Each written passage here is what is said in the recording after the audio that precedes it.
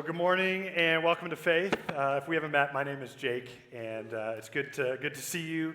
Normally, during first service, I get to hang out down the hall with some of your students, and of course, just our church's students at 6th through 12th grade is where I get to spend most of my time during first service. So if we haven't met, or you don't even recognize me, that's why. Yeah. So good to meet you now.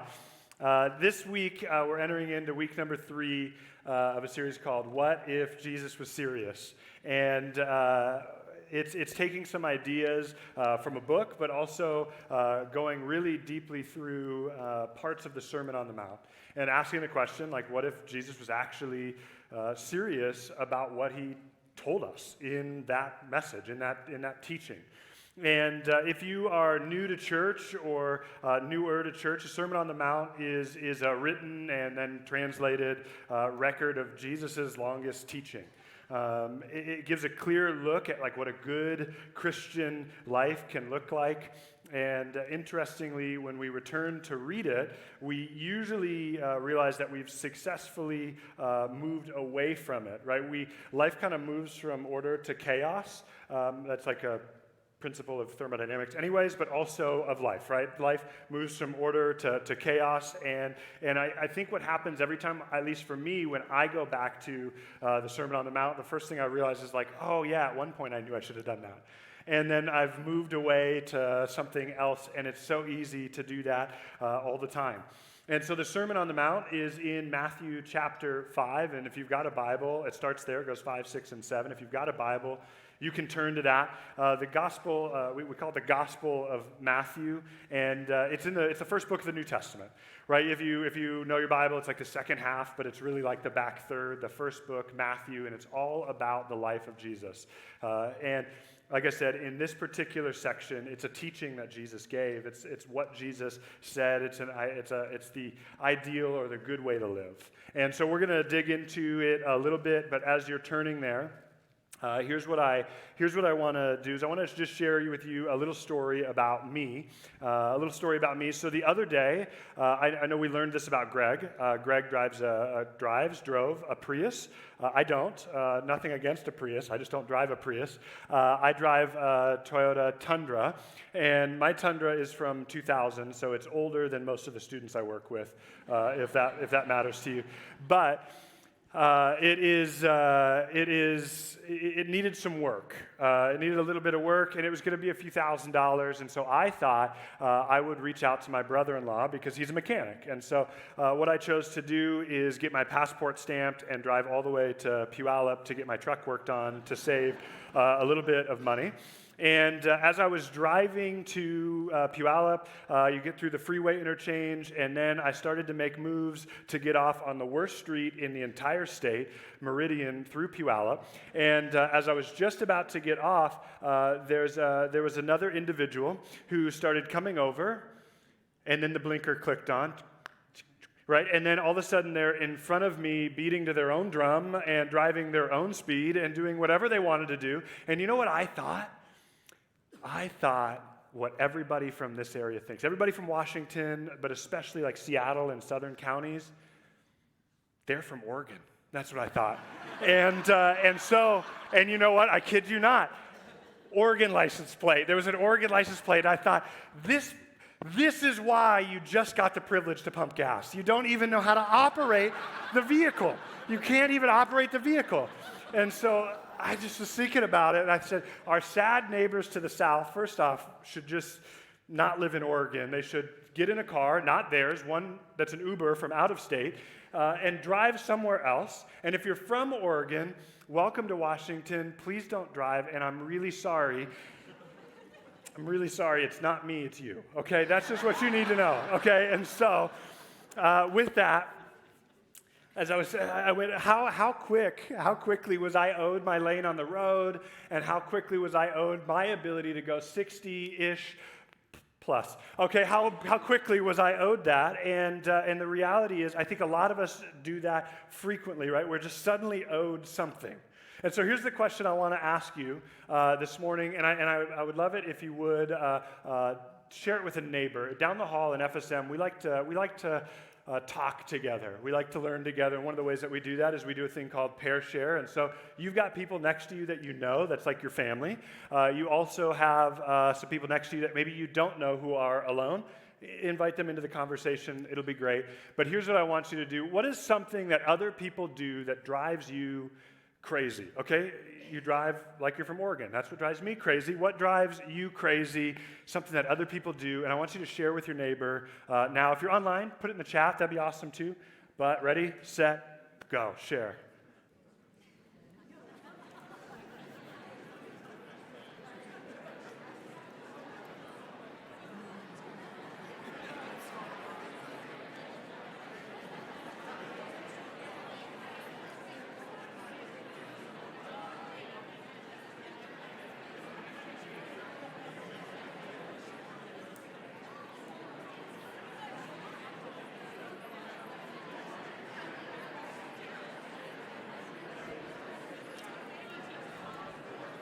All right.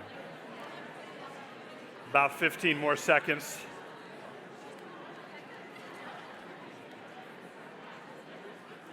All right, share your last little pet peeve. Okay. That was good. So last time that I taught here, I had you guys discuss, and they went really short. Interestingly, when we're talking about things that make us angry, it's really easy to come up with a list. That's not even the point I wanted to make, but it's a point I just made, so that was good. You know, you cheer for the 49ers, like that's something that drives me crazy. Something else like that, right? And so there just might be, and if this is not in my notes either, but if you have a heart, visit our dear friend Nate in the back. He's in mourning today, and so I'm so sorry. Yeah, he's a big Green Bay fan, and they blew it. And so here's the thing. If we're honest, we all sort of operate that way. We're owed something the moment we learn about it. The smallest inconvenience is worth making a big fuss over, right? There's like a whole internet culture about people who do that they call Karens. And one of my friends and our good youth leader down the hall doesn't even use her name in public anymore. She just goes by Grace. She's like, I'm just going to use that name instead, because if she goes to Starbucks and orders and says her name is Karen, they immediately assume things about her. Why? Because what do Karens do? They complain when they're owed the smallest thing. Right? There's this other thing. Occasionally we have a disagreement with somebody, and it's like, you know what? We're done. I'm blowing them off. And increasingly we do that with people that we know and love and would call friends long term, but something happens and it's like, you know what? It's just not worth being a friend anymore. And I know that sounds like really big, but the crazy thing is I can tell you in just the last few months I've seen that happen. And I'm sure you have in friend circles as well. And so we look at all of, we consider those things, and here's the reality that's tough is maybe we don't do those things outwardly. Maybe we don't blow people off and we don't throw a big fuss, but inwardly we just kind of boil. Or inwardly we like, oh, when I get a chance to talk to so-and-so about this moment, they're going to just be angry with me, you know? And so we do that, and here's the interesting part is inside the church, I really don't think we're any better. Okay, I don't think we're like better than the rest of the world at like solving conflict or not getting angry at each other or not having feuds. I think inside the church we're just as bad, and I would actually maybe even say worse, because then we're just like a room full of hypocrites.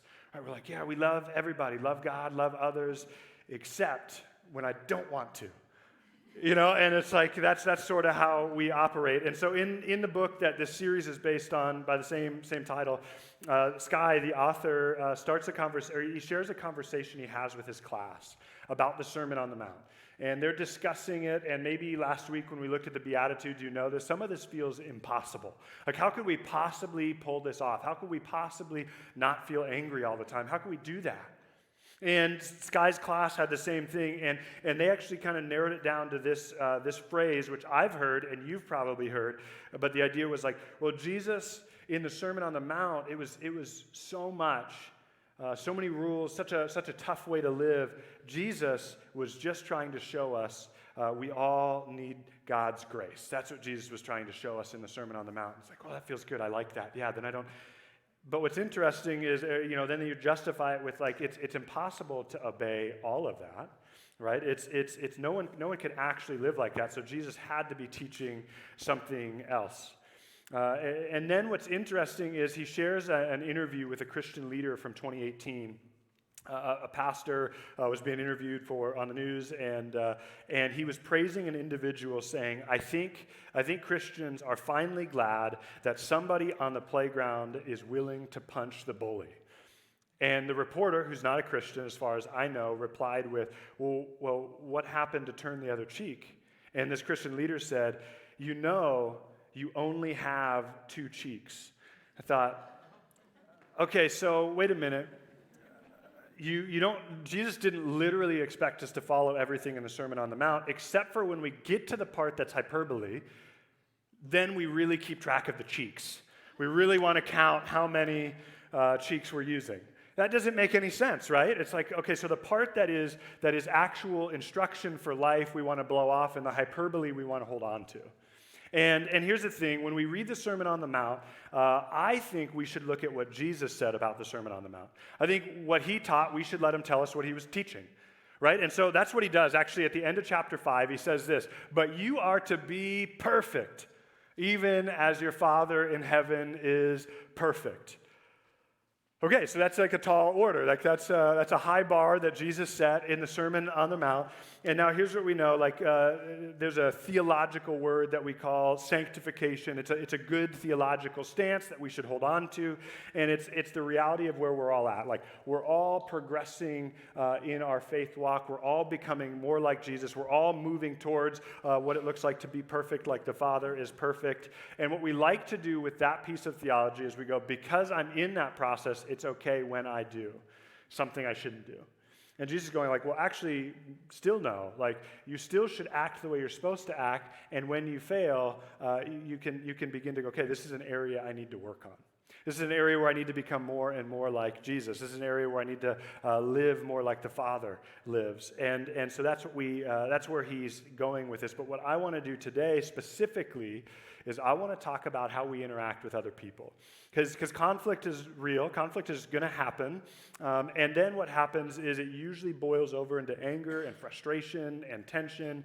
And so we're going to back it up just 10 verses. You just looked at verse 48. I want to back you up to verse 38. And this is just one idea that Jesus shares. He actually comes back to it a few times in the sermon, but I want to just look at this particular one, or this particular part. And he says in verse 38, you have heard the law that says the punishment must match the injury. An eye for an eye and a tooth for a tooth. But I say, do not resist an evil person.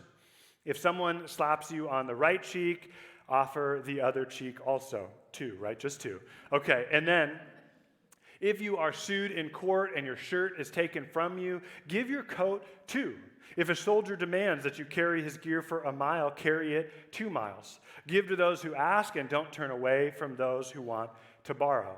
Which, by the way, that's where like kind of the hyperbole boils into like a real sentence, right? Give to those who ask and don't turn away from those who want to borrow. And he continues, you have heard the law that says, love your neighbor, which, by the way, comes from Leviticus. And what most of us in this room maybe would know is the New Testament kind of fulfillment or inclusion of that, which would be love your neighbor as yourself. And then what Jesus says here, love your neighbor and hate your enemies, but I say love your enemies.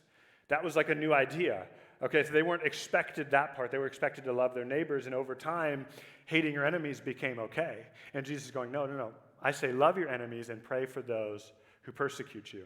And he continues, in that way, you will be acting as true children of your Father in heaven, for he gives his sunlight to both the evil and the good, and he sends rain on the just and the unjust alike. If you love only those who love you, what reward is there for that? Even corrupt tax collectors do that much. If you are kind only to your friends, how are you different from anyone else? Even pagans do that. And so, it's interesting because we look at this, and here's what I see in that passage. I see this short list of items. He says, Jeff, will you give us that? He says, do not resist an evil person, right? Don't resist an enemy. He says, turn the other cheek, give to those who take, go the extra mile, give to those who ask, love your enemies, and pray for others.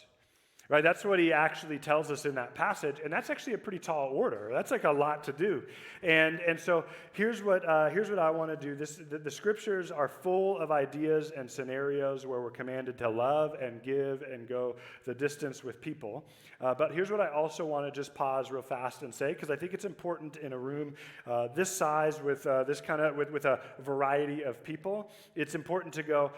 There's very, very few room for argument or debate on Jesus telling us to love our enemy regardless, right? He's saying there's actually very little debate on that.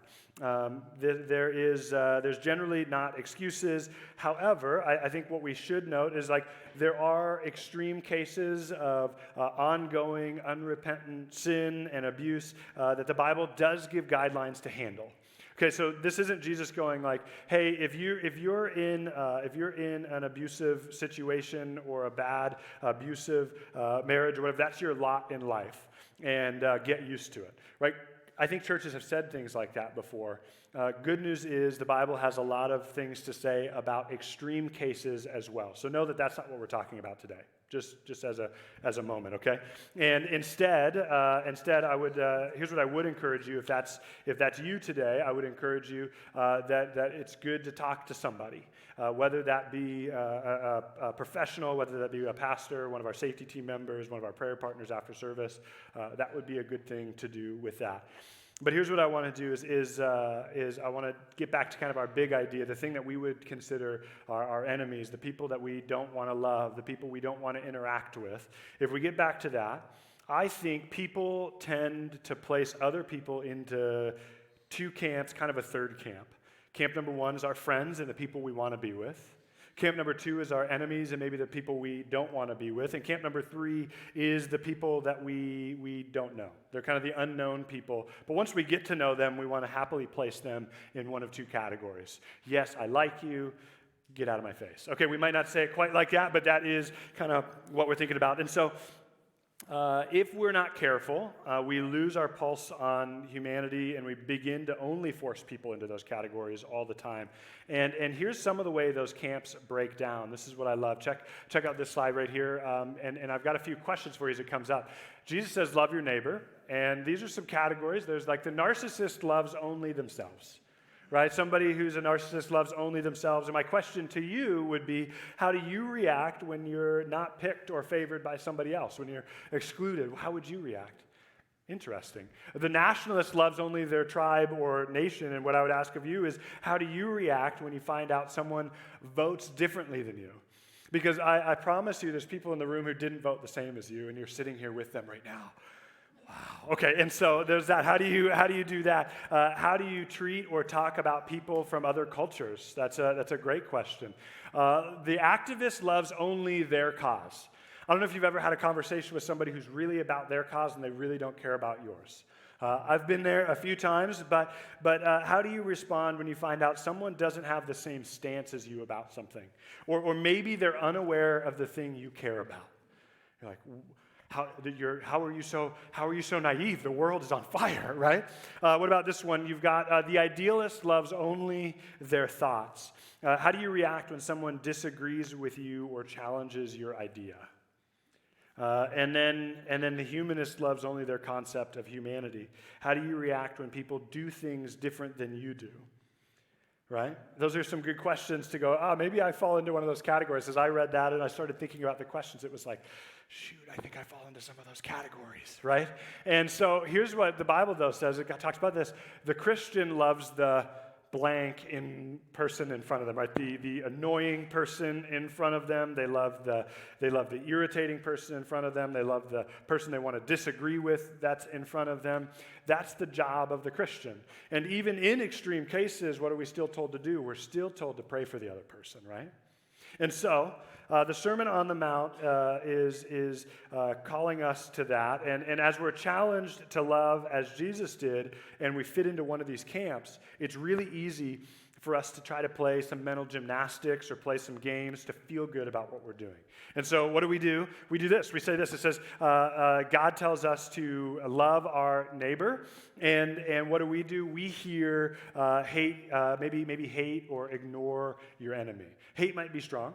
So we might go like, I'm just going to ignore my enemy. I'm going to blow them off. I'm going to run away. I'm going to avoid them, right? Jesus says God created the heavens and the earth, and it's really easy in a context here to go like, we're just going to reject science, or we're going to reject especially biology unless it fits a political argument that I want to make, and we're going to reject any idea of evolution. We don't even want to talk about it because the people who believe that are so wrong. Right? What about this one? We go, do not oppress an immigrant. I think we like to correct the Bible. We like to say, well, don't oppress a documented immigrant because they did it legally. But the other people we should oppress. They should go back. Okay. That's not what Exodus said. Okay, and then God is love in 1 John, and we hear that and we go, God loves me, so maybe I don't need to change. Maybe he likes the way that I am. Oh, interesting, right? And so we go, we kind of create these camps, and then we sort of want to edit this, so we go, well, he didn't really mean quite that. This is what he actually meant, and if I live like this, then it's going to be okay. And I'm going to tell you right now, how exhausting is that? To try to make sure I feel good about how I love people, and I have these caveats and reasons for not. And so here's what I want to do is the Sermon on the Mount is calling us to love our enemies, calling us to love the people who drive us crazy, calling us to love the people who drive crazy, even if they're from Oregon.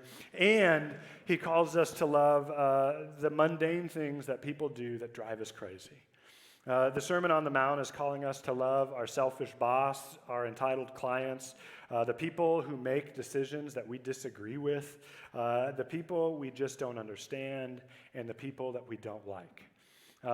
We're constantly called to go, I want to grow into greater community with them. And so here's a question that I would love to send you to next.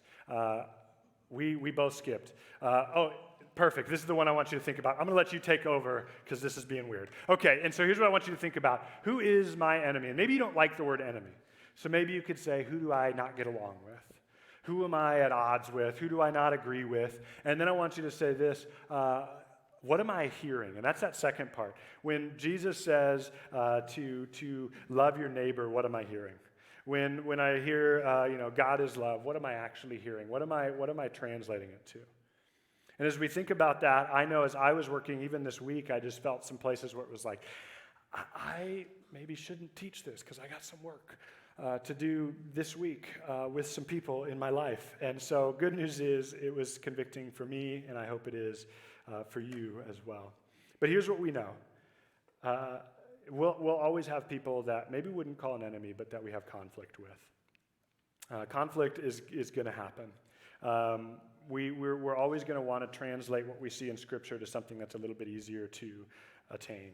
And here's what I do know as well. When conflict goes unaddressed, it will create problems. Because it's okay to have conflict and disagreement, and what are we supposed to do? Go have a conversation. As you begin writing narratives about other people, why not go talk to them first before you let the narrative spiral? And if you don't do that, in a lot of cases, it's probably too late. And so here's what I would want you to notice. I'd want you to look at this little chart here. These are a little small on the screen, but I can read them for you. There's some ways to solve conflict, but first you've got to maybe identify the conflict has grown into where I've begun to create an enemy or a person that I want to avoid. And so maybe that looks like dominating somebody else. Maybe that looks like holding grudges. Maybe that looks like blaming them for everything. Maybe that looks like just extreme frustration, unwillingness to forgive, desertion of them completely. Maybe it's gossiping and talking about them. By the way, gossiping is when you're talking about somebody without an intent to create a good situation out of it. So you're just talking about somebody to talk about them. Yeah, and then we look at this one and we go, maybe giving the cold shoulder and just ignoring, maybe avoidance completely. I'm going to take a different route so I don't even have to come into contact with you. Maybe it's bullying, anger, judgment of every little thing they do. Maybe it's lobbying for your own way that's at odds with what they're doing. It's creating arguments. It's creating isolation. It's excluding or creating favoritism. There's this group, and then there's that group. There's quitting. I'm just done. I don't need to be a part of this anymore. There's a keeping a score of wrongs. If those things begin, we go, your conflict has actually grown to be more than just a disagreement. It's grown to be something far worse. And so what do we do when we end up in that situation? Because inevitably we all will. and inevitably we all have. And so here's what I've got: is I've got three things that I wanted to pull from this little section on the Sermon on the Mount. The first one is this: kill it with kindness, because kill them feels wrong when we're talking about enemies. So kill it with kindness is the first one. And I once worked with somebody who was so frustrated when I was working for Billabong. There was another coworker who was so frustrated that they finally said to me, they go like, "How come you never get mad?" And I said, "Well, you don't really know me then." But I kind of laughed and I thought, well, that's not totally true. And she was like, no. Every day I just keep getting meaner because I want to see what you look like when you're angry, and you just keep getting nicer. And I can't figure it out. And so it was funny. Honestly, that ended that day, not me not getting mad, but her trying to make me angry ended that day. And we actually ended our time working together as good friends. But she stopped that conversation. Why? Because kindness eventually won her over, and she was so tired of trying to be angry. And that's not how I always am, but I won now. I did it good once, okay? And so Jesus suggested that we give more than they go after, that we go the extra mile, and that you let your kind actions speak. Romans 12:20 puts it this way. It says, "If your enemies are hungry, feed them. If they are thirsty, give them something to drink. In doing this, you will heap burning coals of shame on their heads." Now, that shouldn't be your goal, but that's kind of what happens, okay? That's kind of what happens. And so kindness always wins the day. When I tell my students when they're sharing about somebody who has trashed their reputation, that unfortunately, if you're fighting for your own reputation, usually you lose. Right? If somebody says something about you and there's a crowd of people that believe it and you're like, well, I'm going to argue against that, unfortunately, it really just serves to confirm what they said. I don't know why it does that, but that's just kind of how it happens. And so what I tell students all the time is I go, if you trust your reputation to go before you, if you've lived well, if you've lived kind, if you've showed that kindness consistently, your reputation will always, always win out. Eventually, the real story comes out. And there might be an uncomfortable couple of months while you know people think things about you, but let your reputation and your actions go before you, and that's what kindness does. That's why Jesus tells us to go the extra mile, to give when people take, to give when people ask, right? And so that's the first thing. The second thing is this. I would say love others, right? He says love your enemies too. And so we want to say love others. And other places in Scripture tell us to love your neighbor as yourself. And what I love is Jesus is extending neighbors to everybody. Because it's easy to go, well, he only said neighbors. But he's going, no, this is everybody. This is your neighbors and your enemies. And there's a guy named Dylan Moran, and he's a digital content creator. That's like his official title. He's a writer and producer. He's part of the TED Talk Network. He's got a podcast on their network. He's also a co-writer to Ted Lasso, so if you were into that show, you're welcome. And not me, but Dylan. And he came on the scene with a podcast a number of years ago called Conversations with People Who Hate Me. That was the name of the podcast. And for the show, he would call up people who wrote negative and usually hateful comments about him. And because he'd create digital content, and then there'd be commentary, and he's in some minority groups, but then he's also a pretty liberal think tank kind of guy, and so people would be like, well, you're everything wrong with that, or you're everything wrong with that people group, or they would go into hateful slurs about him. And so what he would do is he would create a space for a conversation. Now, they didn't always respond, and they didn't always show up to the conversation, and sometimes they hung up the phone. But occasionally something crazy would happen. They would have a conversation, and he would record it for this podcast. And his goal was not like, we're going to just argue and yell. His goal was to find understanding. And he would always start with like, so why did you comment what you commented? And not because he would be like, why'd you comment what you commented? It was really mean. It was simple. Why'd you comment what you commented? And then they would share, and they would begin to have conversation. And what we know about the internet is it's like a fast-paced microscope of our culture, because we're like behind doors, and we can say whatever we want on email and on social media, and it doesn't really affect the real world, except for it does. And so he's sort of going against that with this podcast. And what's so interesting is he would frequently find common ground with somebody. who previously commented negative things. He would frequently find empathy for a person that he disagreed with, and then he would find out it's actually possible to care about somebody who is mean. And what he would say, he says this phrase, which I really love, empathy is not endorsement. So I can empathize with an enemy and disagree with what they're choosing to do. That sounds a lot like Jesus, right? He goes, empathy is not an endorsement. It's possible to disagree and still care about somebody. It's possible to not like what somebody did or said and still feel bad for them when something bad happens to them, right? It's possible to have conflict and still be friends. All of that is possible. And the other thing that Dylan is known for is he does this thing called the most loving story. And so how he starts is he sees the comment and he clicks on a profile, or he searches them online and he finds out where they work and he sees pictures of them and their family and he reads about things they post and he laughs at the memes that they share before he creates the conversation, because what he does is he goes, I'm going to humanize the person on the other side. And man, how kind is that? And I love that idea of writing the most loving story about somebody, because he goes, that's just the beginning. And then when we sit down and have a conversation, empathy is so easy to find. Man, what if we chose to walk like that with the people that we disagree with the people that we have conflict with the people that we just can't stand? And so with that, there's one last one that I want to share that I think sort of boils out of loving others, and it's this. It's just simply to pray for others. The passage uses the phrase, pray for those who persecute you. Now, persecution is a lot bigger than a mean person, and it's a lot more widespread than someone who wants you to disappear or to die because of what you believe. The truth is, though, many of us just have enemies. Many of us just have people we disagree with, that we don't get along with. Very few of us are actually truly persecuted by the true principle or by the true meaning of the word. But that doesn't mean we can't pray for others, right? That doesn't mean we can't begin to do that for even just our enemies, right? It's not like only if it gets to persecution, pray for them. That's not what Jesus is saying, right? He's going, no, pray for other people. Pray for those who are your enemies, and especially those you disagree with. And some of the case would go, that can come out of writing a loving story about them. But sometimes it's going, God, give me the heart to want to love them. Give me the heart to want to learn about them. Give me the heart to want to discover who they are. And then we can begin to learn the story. And so here's the thing. What do we do now? And this is what I would say. Who do you need to practice with? Maybe you need to practice with something small your spouse does. No big deal, whatever. Or the person in the cubicle next to yours. Maybe it's some decision makers here at Faith from the last few months that you need to practice with. Some of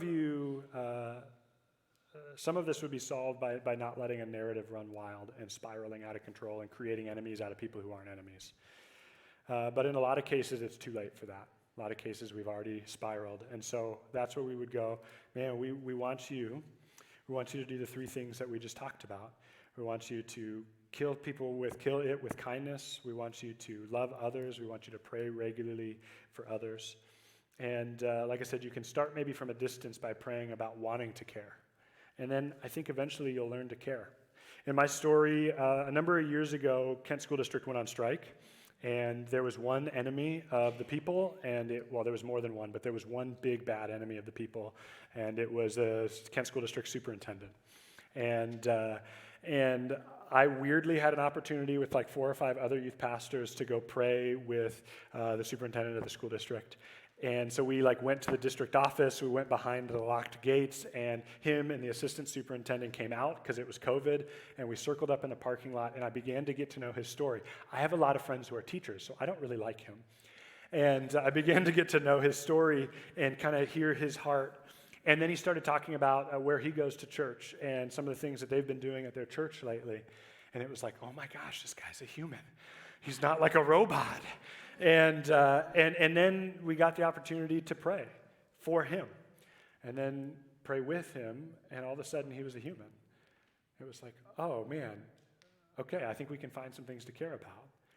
And so that was my one chance where I've literally gotten to do that, where I got to hear the story and write a loving story about him and then begin to pray for him, and in a moment things changed. Now he's not here anymore, so it's even easier to care about him because he moved on. But we look at that and we go, oh man.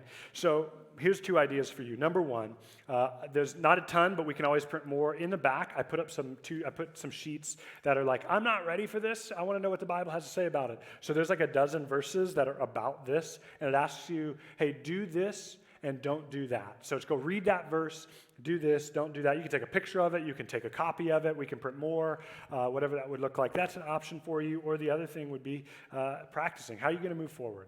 Who are you at odds with? Who do you need to practice with? And here's what I want to close with.